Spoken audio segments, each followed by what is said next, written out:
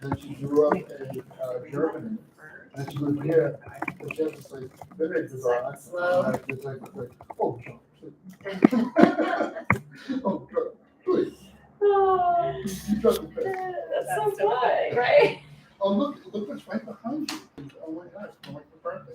Yeah, well, that's pretty nice. Yeah, no, but the fact that he died. I know. He was just one of my favorite of all time. We have more, let's see. We should, yeah, 6, yeah, we should wait. There's a bunch of, I know some more people are coming, so. That's all right, it'll be fine. Yeah. No, I have to. Oh, is that right? That might be my audible producer? No. No, but the fact that you guys have parking is freaking awesome. Amazing, right? Oh my god. Did I even take There's, advantage like, of the little- parking? No. Literally, like that should be like in Yeah, every it's so advertisement you have. No. We have a big free parking lot. Yeah. Because in this town, it's getting harder and harder to park everywhere. Yes. What's that? Makes me think of that. Private plane. Yes, totally. Yeah. Hi, how are you? Good. So we're just waiting for some, hopefully more people to come. I know there are people coming. But Listen, I they love are it. idiots for not being here on time, Yeah, because you yeah. guys are awesome authors. I've been so excited about this event now for at least Oh my gosh. 2 weeks now. Yeah, She that's knows, so because great. I have been coming here. That's so nice. Yeah. That's so nice. It's just, she books are awesome, so Yes. exciting. Thank you. What have you read?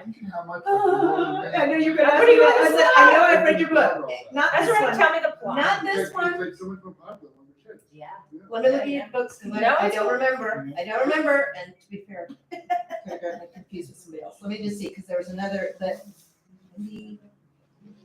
let me see. I may be lying. Hold on.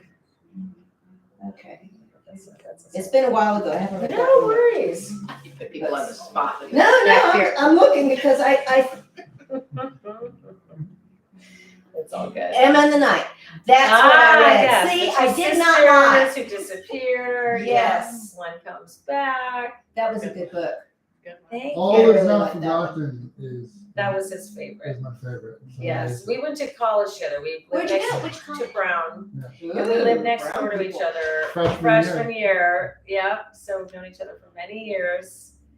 Yep. This one, I just loved the whole, it was so interesting because I love true crime stuff, Yeah. you know, watching the, and I thought, what does happen when somebody comes, so it was genius. I loved it. Oh, Very clever, good. because it was unusual. Yeah, and it was interesting being like a writer or being a new writer and not having read that much in the genre. When did you release that? That was, oh my God, it was. It's been a while ago. That's why I said it What's took me a the minute. funny I was thing? like, I started- So All Is Not Yeah, Forgotten yeah, was 2018 and that came 2017. And so, but I mean, All Is Not Forgotten, I really hadn't read much in the genre at all. I've read like Gone Girl. I mean, I just did it for research. Sure, yeah. So Awesome. and then, so I think it's interesting, like after you start reading more, learning more, and I think you start Look at these, like, conforming more, maybe, I don't know, or you just, I don't know, or then you're aware, oh, somebody's already done that, so I can't do that. I know. Yeah. Then you steer away from Kinda God, like what hasn't been forward done, and swing, it becomes this whole like But thing, that's, right? that's what attracted me to I mean, that book, we've because gotten it was hurt. unusual. Yeah, You know, oh, it's good, I'm you so see a glad. lot of the same tropes. And it That- flows. Yeah, it was a different, He's having because I didn't really 80. know what I was And you doing. don't It know. was good, right? It is one of the best Yeah. jobs I've ever had in Yeah. my life. Correct. But you wrote other things before thrillers, did you, or no? Mhm. Yeah, I had one upmarket women's fiction. Yeah. Yeah. Just one. Just the one. Okay, yeah. Yeah, And I had so two, Legs I- Until was my third book. Oh, okay. Yeah, so I have two like women's fiction books. I hate saying women's fiction. I know. I Me was too. just I object fiction to with it women. category. And It's an like, upmarket yeah, book. yeah. So yeah. But, Yeah, me too, especially because romance, if it's, the romance books are mostly geared, feature protagonists that are in their 20s or maybe early 30s, Yes. Ixnay on the older side. Right. That's But right. if they That's want so to do true. romance for older women, it's dumped into women's fiction, which I think That's is right. Yeah. horrible. Hey, Julie, Can we just talk about how awesome your shoes are? I know, Oh, I thank think you. Come on, I know, but Yeah. the different levels. Hi, it's nice to meet you. Those are. There you those are- go. those are I awesome. try. I bring out the best shoes for Wendy. Well, those are Go awesome. way back. What? Wait, I didn't put belly. I have to say, I read those Oh, books. it's so nice to So there's a meet year when it's you. like an annual edition. Oh my gosh, These okay, are picture. fabulous. The only thing that I don't like this is is that she. My Audible producer, Oh, so. wonderful. This is Yeah, your- this is Mark Patterson, this is Julie Clark. Hi, nice to meet you. Yeah, get a picture, that's so Okay. great. Yeah, we're waiting, I know my sister's bringing a bunch of people. Sisters. All right, Maya. Audible. Yeah, oh, it's so Do you nice have to coupons meet for you. everybody? Yeah, Course. so, Do you guys carry yeah, independent so authors? we're hoping. Not Not necessarily. Cheryl was Yeah, ready stuff. to use my credits. Yeah, My problem is that. Right. And then you're doing, you said you were doing. Yeah. outreach. They were Just an animal sign up. Yeah, It's yeah. called- That's it, well, you. Yeah. I can show Come you. here, the come pictures. here, come here, Yeah, show us. where, and I remember to do better if I see it. Yeah, Want so the I did- cover? yeah, so I also, I did the strap. Well, it's not Yeah, finished, me it's still. Me too, I'm thinking this is, about 10 different things on the Right, team, I need and to that's the read whole. I can't do books in the car either. It's either reading it to the road or the book. Yes, I exactly. have a hard How time long with them. you do I like I Just listen a- to podcasts. My sister's. Me silly. too, me But too. I can't do it. And I think it's because with Yeah. podcasts, Oh, you have, oh my gosh, you yeah. have. And then I have to, I've been thinking about it. They get a little Okay. production Okay. value, So, like- I'm gonna write it on the like, plane you and have, write back, like- try to get you Monday. Yeah. You know, No, I have and ideas, I different- have ideas. Usually shorter lengths Yeah, too, don't, right? don't worry, it doesn't have to be. You know, a 4 hour. Yeah. drive. A few more days. Did you see that Yeah, Robert Gottlieb yeah, blog I yesterday? I Well, did I too. guess I I'm worked reading, on don't it. get your meeting Tuesday. Yeah, There's- and Well, he like, got it's- my It's really recommendation. just like it delays the whole process. by And, like a week. and so. Oh, just a week? Yeah, so take your time. Yeah, take your Okay, so if I need that, okay, For sure. okay. Cause then I'll have one, my.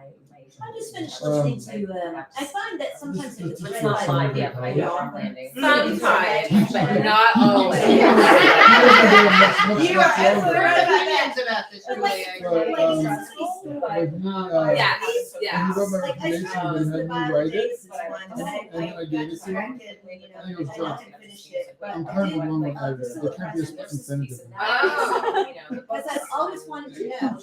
I think that nonfiction is easier than And then fiction. It is.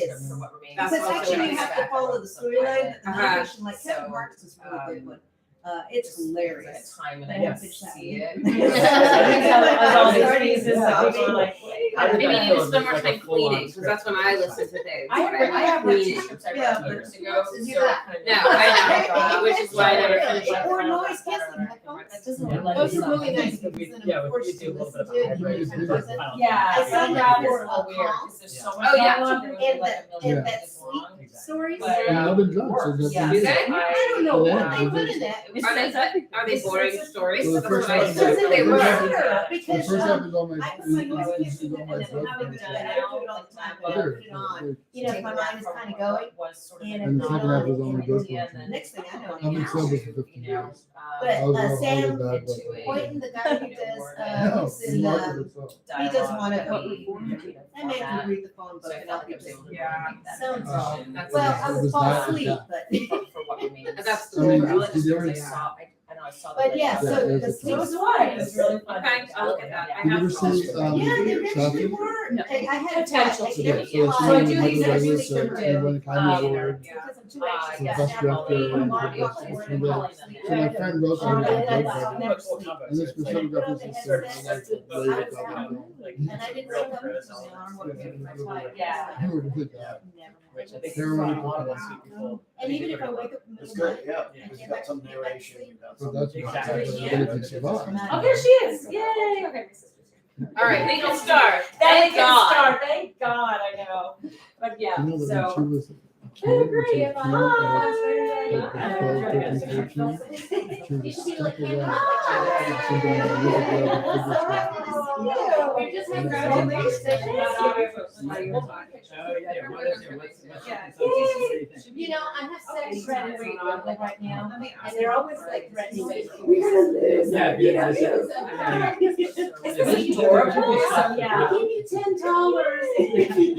This is Julie Clark, this is my sister Jen, who I'm lives on your neighbor. neighbor. She You was are? on the You're on corner the of corner. Rosewood and Marco. No.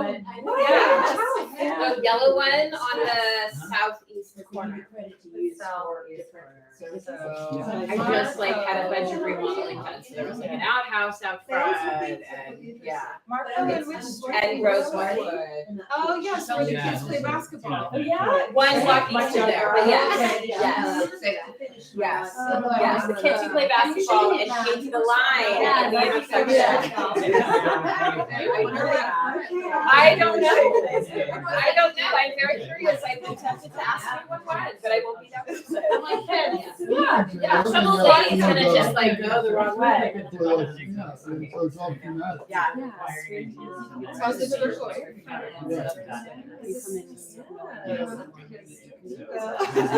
I want to hear your story though. I'm so excited. It's been good, you know, these events sometimes So you you get can- you 10 try people, to find sometimes you get someone who's 30 right people, for it's just, you know, it just depends. Yeah, So this they have 12 people, this but a one's bunch like of a people multicast. watching live and then it's recorded and it goes. Because this is a printed version. This is just my standalone, this is my next novel. So Yeah, this but is- it's not Probably audio. do, like, No, the the last one was original American video. Brothers, so I didn't really promote, really, Yeah. I didn't have to promote because they do it on their platform. I will say And actually my Audible producer is here. Oh, great. So They I'm love doing it. my next piece, which is full, And they'll say, well, you know, which is, and that. that they they'll they do listen poetry to. books, Yeah. Yeah. They don't need to get. He's just gonna be reading about. You have a big design of what you're looking at now. You don't like it? We'll have it. No, I haven't read any of it. Right, I could do And they'll release on occasionally. Amazon, and they'll- It's really good. Yeah. She's shocked. Did you notice the shock in her voice? She's like, But you're not. All right, you don't have to We'll wait. start. Let's come in and sit And we'll down. keep it short because it's so small. Then we can, you guys can just, we can have a conversation. All right, All right, let's we're get gonna just do started. it. Let's do it. Yeah. All let's right. do it. And then, Yeah. yeah. Okay. And then we'll keep it a lot of questions too, so. All right. Yeah. All right. Wendy Walker, who is the author of how many books? Oh my gosh, I don't, you should know this number. Okay, well, you're counting my, like, you know. I'm counting everything. Okay, How many? Okay, how many published or not published? Oh, not published. Published, okay, now I have to count. 2, 4, 5, and are we counting, my Audible Yes, we originals? should count your Audible originals. Since your Novellas? producers in the audience. 6, so 2, that would be, and 4, 6, 7, 9. 9. Yeah, That's impressive. yeah, 9. That's impressive. Yeah. And so you are going on tour in 28 28 places. stops. Yes. And what number are we here? One. I just looked. I know, I'm making her do a lot of Never, math. like, I'm sorry. Right. I was like a math minor in college. But I'm delirious with It's okay to use So your this fingers. is this is 4. 4 Yeah. out of 28. Out of 28. So Yeah. what fraction have you completed so far? No, I'm Oh kidding. my God. She's a teacher. Can you tell? Yes, No. That's incredible. Like that is a lot of stops. It's a lot of stops. That's a yeah, lot of it's a stops. lot. What Okay. what happened was this is my first book post COVID. So the last book that came out that was printed first was Don't Look for Me in 2020 September. And so I actually did a lot of online stuff. I did Zooms, I did Instagram outreach. I mean, I was in front of my room camera, like, Right. you know, All the hour time. after hour and, Yeah. and reaching out to bloggers and so then I had an Audible original come out called American Girl, and Audible did all of the promotion. And that did really well. It did really well. It was Yeah. #1 on their fiction list for all fiction for 2 weeks, and then in the top 10 for 7 weeks. It did, yeah, and that was all. I mean, they did an amazing job promoting it and found a great performer for it. So then when this book came out, I was like, okay, I need to do all the things. So I ended up doing all the things that I remembered how to do for book tour, like live book tour, and all the things that I had learned how to do online. And I was so like worried that people wouldn't, want me to come because it had been so long that I, like did a big outreach and then, so then I ended And up with everyone 20 said pages. yes. Yes. And am in conversation with amazing authors like yourself at all but 4 of them, which is amazing. A lot of Yeah. conversations. I love, we were just saying, we love thriller writers, they're so Thriller writer supportive. community Yeah, is amazing. amazing, yeah. Amazing. You would think that we're all like this weird, crazy, dark, and we're not at all. Yeah. Right, well, not to us, we don't think we are. Well, I know. I guess other people might think. think we are, but So, yeah. yeah. I mean, we do talk a lot about murder, but that's Yes. doesn't everybody? Right, So tell us a little bit about your book. yeah. What Remains. So What Remains is the story of Detective Elise Sutton. She's a cold case detective. And so she hasn't ever fired her weapon in active duty, and is pretty content in her life. And she, he's like, looking, come in. Yeah, we're having a talk if you want to listen. Oh, sure.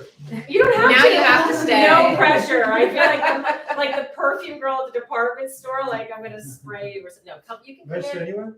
You can sit anywhere. Anywhere. Yeah. Have a seat.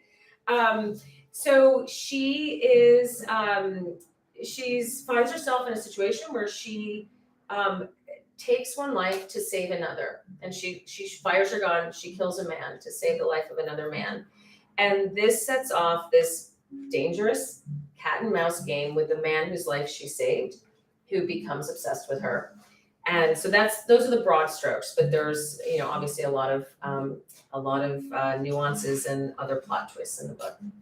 So I'm just gonna say it because my blurb says it, Yeah, which she is blurbed the book. Thank you. which is that you start this book with a bang. Literally, it starts with a shooting. And this is how Elise finds herself in this situation where she is in a store and there's an active shooter and she has her weapon and she does what she does. And, it's one of those things where you think like you'd never find yourself in that situation. And Yes. yet there she is. What was she buying? Towels? Buying towels for her daughter. daughters. Yeah. So she's in the towel aisle. It's like a big department store with the tall aisles, and has her partners in the parking lot. He's in her earpiece, and they're sort of having some banter, and she's trying to decide which towels, just stopping on the way back from an interview, and then she hears the pops. Mhm. And so the first chapter, it starts with gunfire in a department store, but it's really not about a mass shooting. No. And so if Yeah. you're feeling like, oh, that's not for me, don't Yeah. worry. It's very quick and then it's done and then you're on to the good stuff. Yeah. But my question to you is that how did that go for you writing in the world that we live in today? Yeah. How hard was that for you to like get into that scene and really live it alongside your character? So when I'm a plotter, Mhm. but with this book, I just knew I wanted to start with that scene, Mhm. because that was what the idea for the book came from, listening to witness accounts from an actual shooting. It was the one in Boulder, Colorado. Mhm. And it was a strange situation because the bystanders were coming out of the store before some of the first responders were there, but the media got there first. Mhm. So they were desperate for information, and they were actually grabbing these people, running out of the store to get information. And so you heard their voices and the trauma that had already started, to be processed inside them. And it was so harrowing. And then they disappeared. Nobody ever, we didn't hear about the bystanders after that. And so that scene, what those people experienced, was what I wanted to write about. Mhm. So I started writing, and I was like, I'm gonna pants, because the pantsing is when you fly by the seat of your pants. So writers often talk about, are you a plotter or pantser? And you know this, right? Mhm. You plot, right? Kind of middle. Okay. I'm always trying to lure people into my plotting camp. So I decided I was gonna pant. So I just started writing the scene. And 50 pages later, I'm still in the department store. Mhm. And to me, it's just so fascinating. I mean, then she goes here, then this happens and that happens, and all these people and what they're experiencing. And then I went back and read the 50 pages, which you do, right? You write a chunk and then you read to see how it's reading. And I was like, oh my God, nothing's happened. We're still in the department store. So I guess the answer is, it was easy in that I was so drawn to it. I was so just captivated by what people were experiencing in that story that I wrote about it for way too many pages, and then I plotted and I had to pull it all apart and write it over. But yeah, That's how you do it. that's how you do it. Yeah. Yes, but it was that part was the start of the book. So So trauma sits at the center of this story, really. Yeah. It's a story about trauma and PTSD. Like, what kind of research did you do to inform yourself so that your characters, at least, and Wade, who's the person that she saves, how they come to life for you? Yeah, so okay, I'm gonna try not to do I could go down rabbit holes with trauma for like hours, so I'll try not to do that. But I do a lot of research, obviously, and read about trauma recovery, and then I start building the plot around those concepts and the characters around the concepts. So this is the thing about so there are two characters who are impacted that we see in the story. One is Elise, who shoots and kills this man. The other is the man whose life she saved. And the psychology for her is that she is hailed a hero. She does not feel like a hero. She can't remember the exact moment when she pulled the trigger. She can't remember if this man had started to run for safety and was clear, or if he wasn't, because when you are in a situation like that, you don't retain memory. You are in fight or flight mode. Your memory is compromised. Everybody who prosecutes criminal cases knows that witness testimony is inherently unreliable because you cannot retain accurate memory. So she doesn't have this memory, and she's desperate to find this man. But the psychology for her and what drives the story and all the bad decisions that she makes throughout the book in trying to keep herself safe is from the fact that she has changed. So, and that's the thing about trauma like that, where you're not physically injured and you make it out alive. People think you should be grateful, that everything should be brighter and you should feel more lucky joy, to be alive. lucky to be alive. But that's not what you feel. And so there's this disconnect between who you are inside, what remains. That's the title of the book. What remains of you and what people expect you to be. And they just want you to go back to being the person you were, and you never will be. And you can't. You can't. So you feel alone and you feel isolated. And so that's that psychology. For Wade, who's the bad guy in the book, his behavior in the store is not stellar. He was already sort of compromised psychologically, and this pushes him over the edge. So you have like a psychosis that sort of evolves into something criminal, plus something called rescue worship, which is such a cool concept. Are you guys bored? That's one of my questions, which is about savior idealization. I can never tell. People are always like, let's stare at that. I'm like, okay, so just checking because it's a small group. If you're bored, So let's talk about hero worship. Yes, okay. Hero To be worship. honest, you're very fascinating to listen to. Really? Yes, and this is someone off the street, not family and friends. Yay, thank you. Objective, someone objective. Okay, so here, this is what's so cool. Like on the surface, you're like, oh yeah, okay, someone saves your life, you're grateful, you want to be connected to them. But it's deeper than that, because when something like that happens, it messes with your head. We all know we could be in a fire, we could be in a car crash, we could, there could be a flood, we could be out on a boat, it could start to sink. Like, we know those things could happen, but we don't dwell on them every day. We don't live with that fear every day, or how could we possibly live there? You could not go on with your life. But when something like that does happen and you get out, your body stores that emotional reaction forever. And that's why people have PTSD. Things will trigger it. And so there are many different ways people deal with it. The best way is to be in therapy and process it and find a place for it to stay. You'll never get rid of it, but you can process it. But another thing people do is they instead of accepting that it was just a random thing, because like if it's random, it could happen again, right? So instead of it being just a random thing, you were unlucky, you just got caught in this situation, they find a reason that it happened. And the reason that it happened is that you were meant to meet your rescuer. The universe, God, whatever you believe in, made this event happen, put you there, put your rescuer there so that you two could meet. And if you believe in that, then it wasn't random and it won't happen again because it served its purpose. It doesn't have to be a romantic connection. It could be it's a bond. But to continue with that illusion that it was, meant to be, you have to seek a connection with that rescuer. Right. And I just find that so fascinating, right? And so who is seeking the connection in the book? Is it Wade or is it Elise? It's Wade. Okay. Wade is seeking the connection with her, becomes obsessed with her. And at first she is She's desperate. a little obsessed to find him. Yes, but Yeah. for different reasons. Okay. She wants to find the answer to the question, did I need to kill this man? Mm-hmm. And he wants to be connected to her. And so they find each other, and then she realizes that he's really sick and dangerous, and she tries to disconnect. He disappears, and then he becomes sort of, I guess, a stalker. Yeah. So can I say, Yeah, so basically what you're saying then is that PTSD level trauma that's connected to a specific event, although it can be connected to a specific event and you know it's connected to that event, it's not connected to a specific memory because that memory has been erased.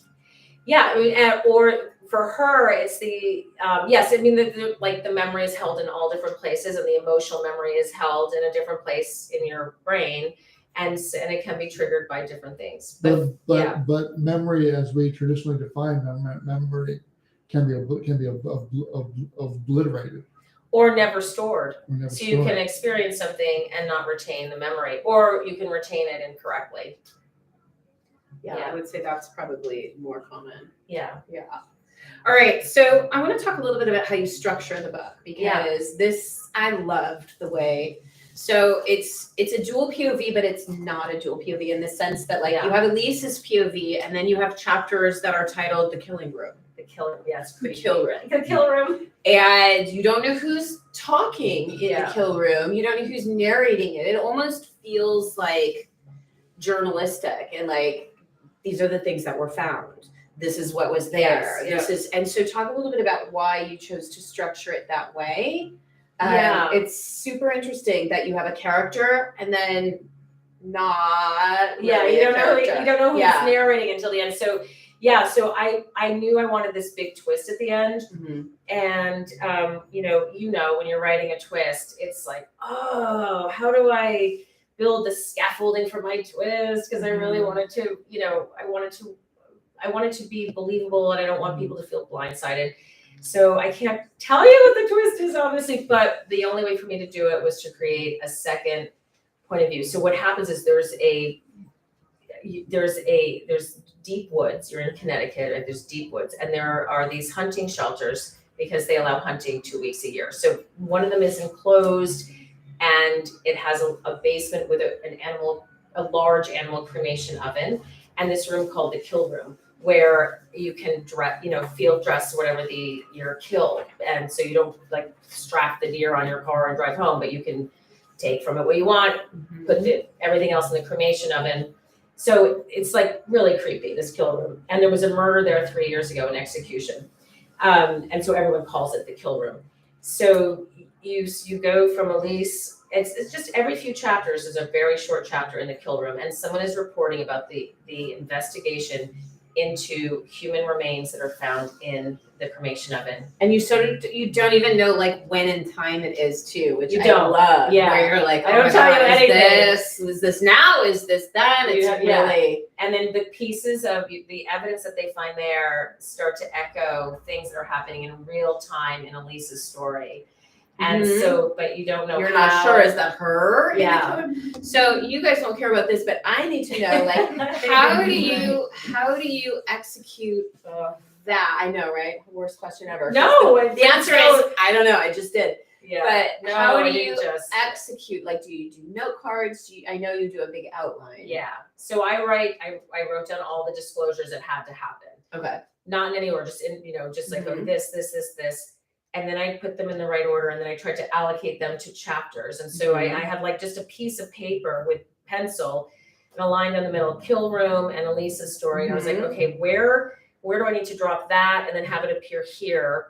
And then you need readers. So my editor, Yeah. she actually, one of the big edits, it wasn't hard to make the changes, but one of the most important edits was when she said, I don't want to see that so soon in the kill room. Yeah. Can you delay dropping that And so then I had to look at it and think, how far down can I put it? Because it can't go after what's in Elisa's chapter. So then you start calibrating. You gotta move Elisa's style, yeah. Yeah, so then it really becomes a puzzle. It unravels. You move Yeah. one piece, things fall apart, and so yeah, it's well, when anybody gets into your work and like, could you just change this? And you're like, really? I got it, But yeah, the yeah, whole thing's gonna fall apart. yeah. But then sometimes But then it's it's good. better. Yes, But because you then put it it's back together. better when you put it back together. Exactly. It's a little bit stronger, which Yes, is always a relief. because 'cause you never actually, know.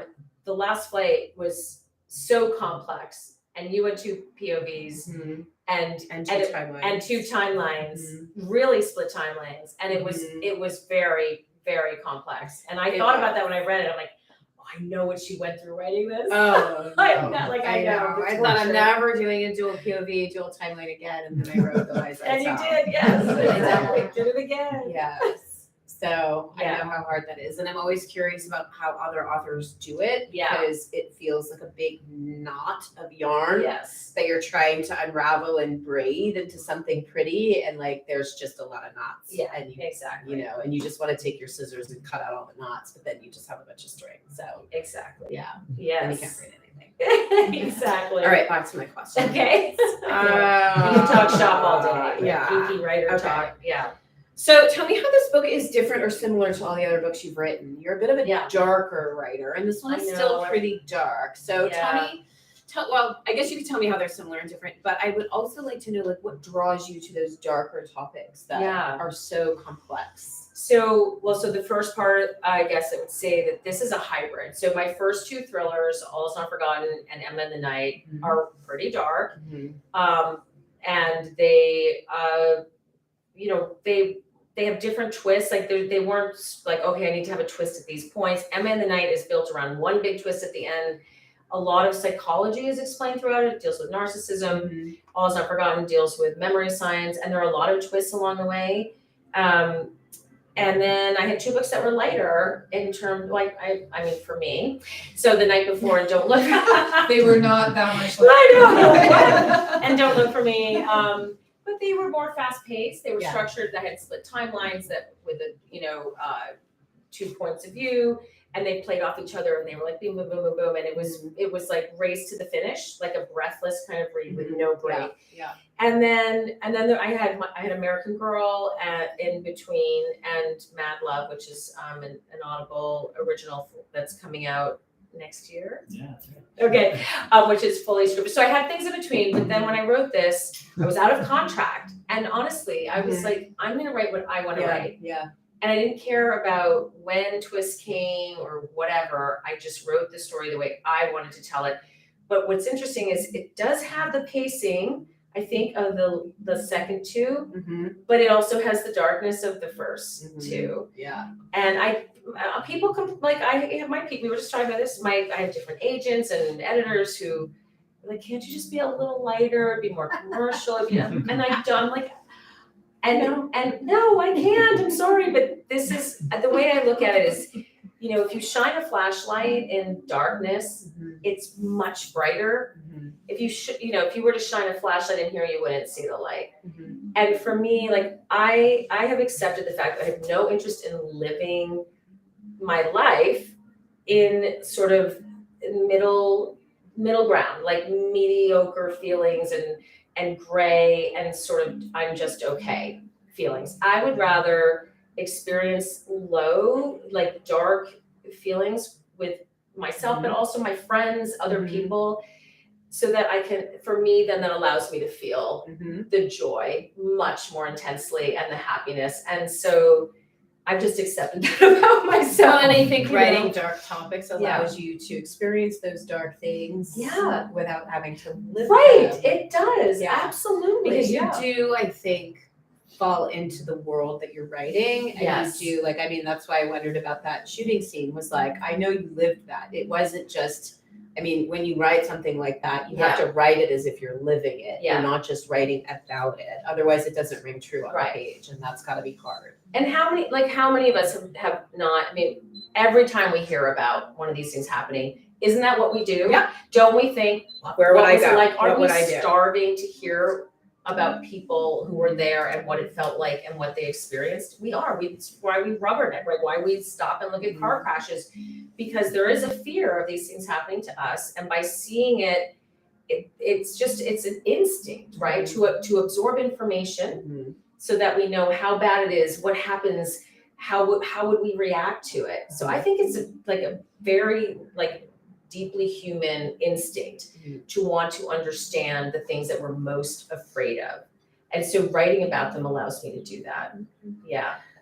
All right, we're gonna play a lightning round Oh now. God, oh my God. These always trip me up. Okay. No, go you're ahead. gonna be fine. Which of your novels was the hardest to write? See, that's what I'm talking about. I don't know. No, Okay, you don't have to think, just Okay, answer there the are, question. okay, It can be. Emma in the Night, because, I don't need a reason. Just okay, Emma Emma in the Knight. Night. Emma in the Night. Okay, which one was the easiest to write? American Girl. Okay. What's a book you love that you wished you'd written? Ooh. Oh, that's hard. Gone Girl, because then I I wouldn't know, be right? here. I would own an island somewhere. I know, I'd right? be like, peace out, everybody. Right, exactly. Yeah, All right, I who's really would actually. the author that you would most like to be best friends with? Oh my gosh. That's a really good question. Best friends. Dead or alive? Dead or Yeah, alive, dead sure. or alive. Oh, well, if it's dead or alive, is it creepy that I'd like to know Virginia Woolf? No, not at all. I Okay. think she'd be interesting. Okay. Classic book you pretend to have read but didn't. I will say. Every single I was gonna say I have so many, so I'll just She's an English teacher. This is okay. No. Oh, okay. A lot. Oh my gosh. And name one. And For me, it was Jane Eyre. Everyone's like, "Oh, I love Jane Eyre." I'm like, No, never read it. Yes or no? I just never read it. Yeah. What I mean, I guess what Pride sort and of Prejudice, also never read it. never read Pride and Prejudice. There you go. Pride and Prejudice. Of human bondage. No, never read it. I mean, we could just play this game. Yeah. Throw out the titles. Wendy and I will tell you, we never No. read it. No, never read it. Okay, so what's next for you? What are you working on now? Okay, so oh my gosh, lots of things. So I have a book coming out next year. It's a original print book called Kill Me Softly. Right now, it's called Kill Me I don't know. It's about a serial killer targeting middle-aged women and making it look like suicide because why bother living over 50? And it actually was inspired by someone who said that. And I was like, what? No, yeah. So it was. This is not okay because now that I'm over 50, I feel like I don't need to worry about the sex traffickers anymore. Like they're not coming for me. They're gonna come now and kill you to make it look great. Okay, And great. yes, and Love yes. And so, but it so it ended up being, I have 4 points of view, and it's a little, honestly, I almost didn't turn it in because I was like, this is crazy. Yeah. This is like beyond for me even.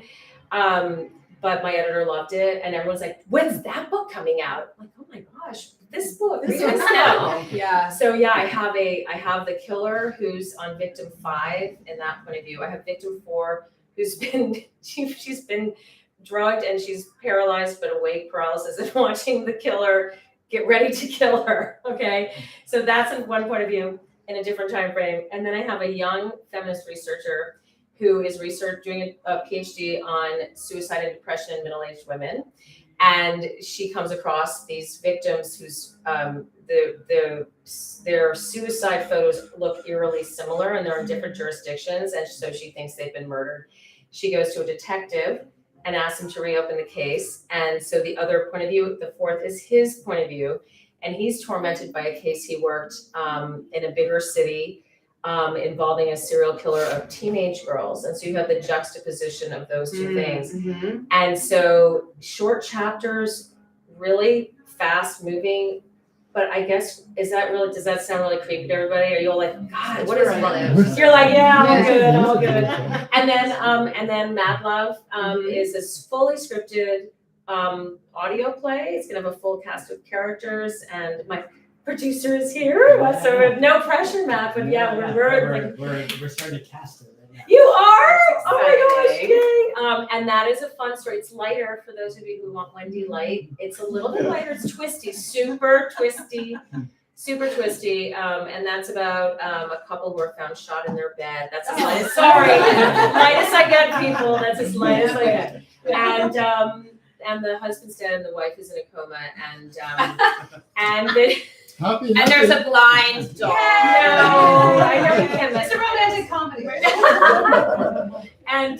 But it's very twisty, and these are the two detectives are trying to figure out who shot them, and so there are lots of suspects. So that's coming out, and then I'm pitching a new. I have a great idea for another fully scripted Audible that I'm pitching, and I wrote this script for a possible series for What Remains. I wrote the pilot on spec, which I know I can't show to anybody because there's writer's strike, and I won't do that. But I wrote it just to sort of experiment with how it could be developed. Don't know what will happen with that. So I have a lot of things going on, and then I have to start writing a new novel, but in the fall. But I'm gonna, so all those things are happening. Oh gosh, well, I know. thanks for coming by. I know. All right, It's good though. It's I'm really gonna fun. open it up to questions. Yeah. She's got a question for Wendy. First though, that metaphor that you use about the dark room and the light, I've never heard that before. But it makes me really understand your characters more Yay! because I feel like all the women, even like surrounded by all this like fucked up stuff, there's still like this real sense of vulnerability and hope. And all of them Yes. that like really attaches you to the character. Oh, good. Which makes my question, have you ever thought about doing a sequel? Because you get so Yeah. attached to these Oh, women that well, I'm which always one would like, you want to see again? I think like probably All Is Not Forgotten. Really? Like where she, I mean, Where I don't Jenny want to say goes, anything for yeah. anybody that hasn't read it because it's like a book Okay. like I've never Well, and read also- before. And also where But you the wonder what technology happens. goes. Yeah, like Yeah, so where the much is technology kind of goes. like Yes, happened okay, and- cool. Well, there is a little sequel to that. That's also an Audible original. Oh, That there is, yes, it's a novella, and it follows the doctor. okay. And it's got a huge twist, and it's really cool. It's called Hold Your Breath. What about her though? I haven't done her story, but yes, she would of course be. Because it's quite unique. Yes. Her circumstance. Yeah. So yes, there would be many Like things how that it could affected happen. the rest of her life, Yes, right? not well, but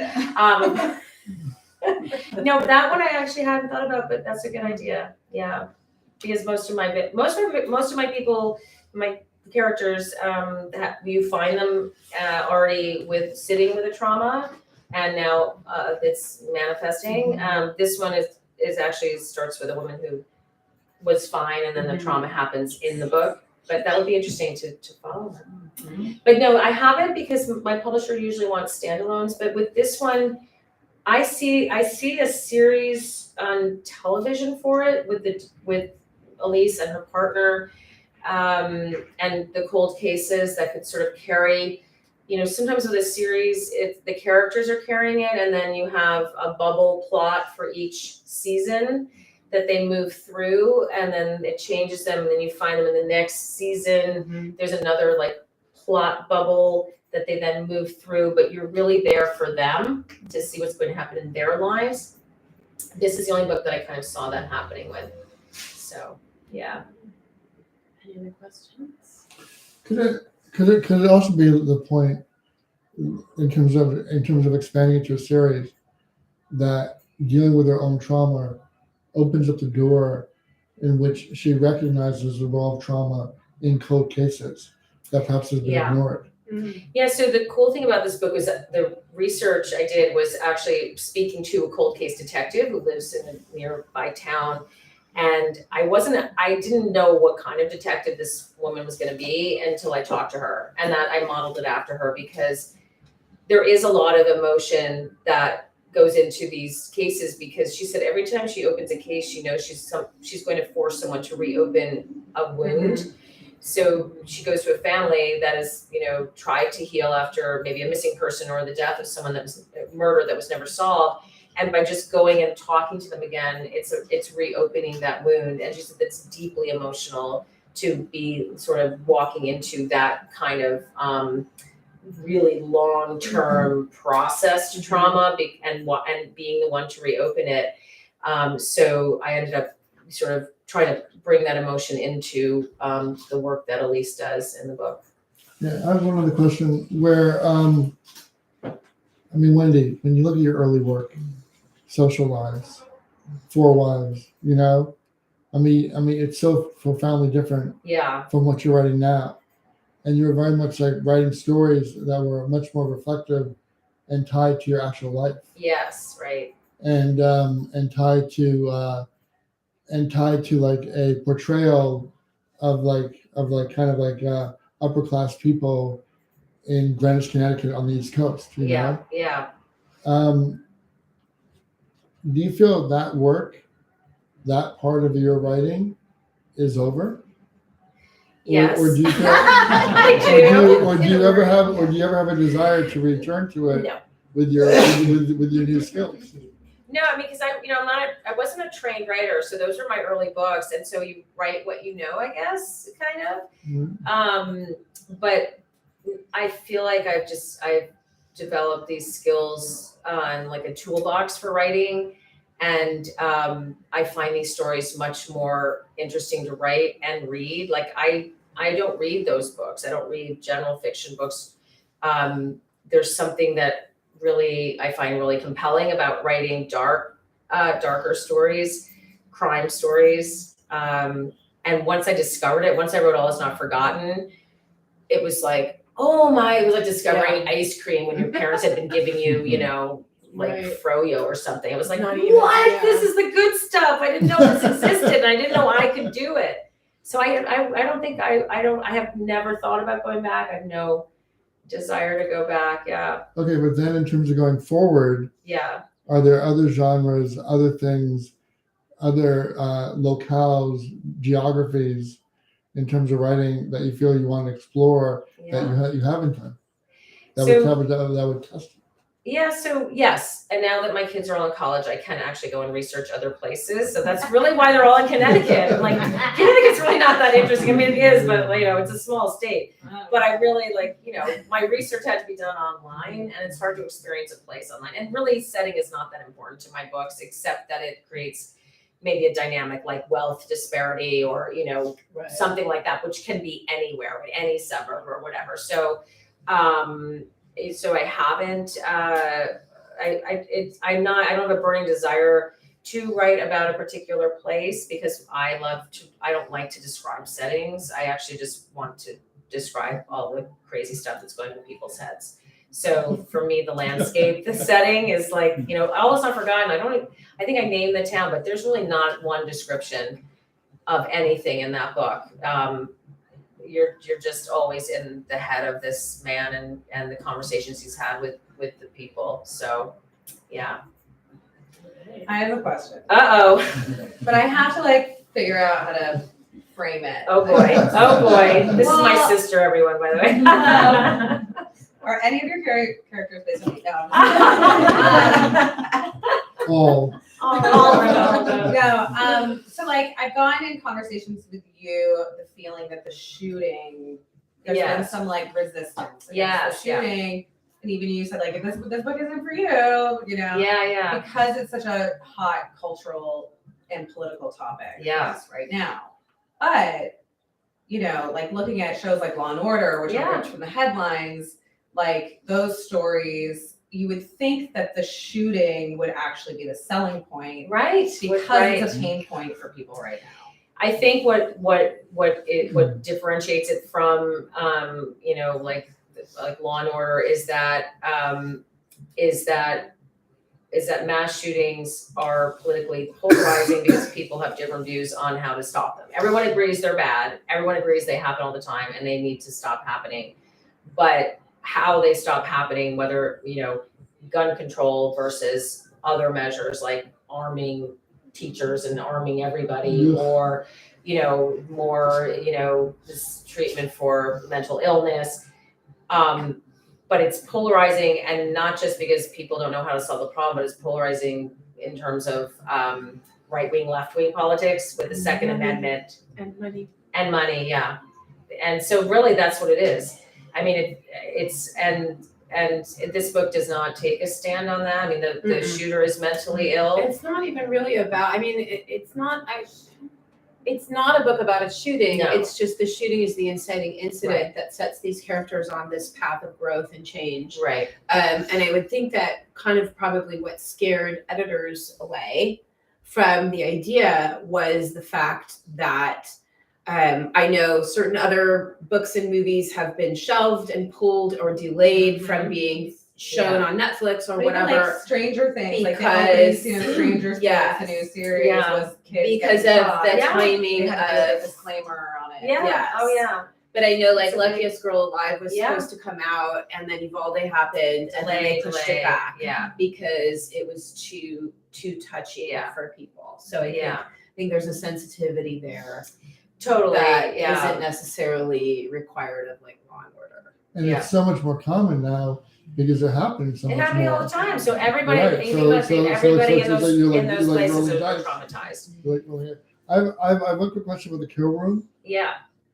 Are there actual kill rooms with crematoria? I hope not. I mean, that would be terrible. Right.